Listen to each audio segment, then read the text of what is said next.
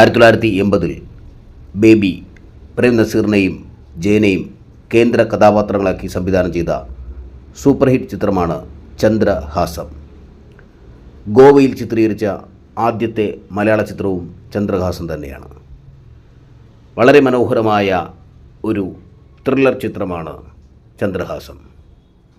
ഈ ചിത്രത്തിന് മറ്റൊരു പ്രത്യേകത കൂടിയുണ്ട്.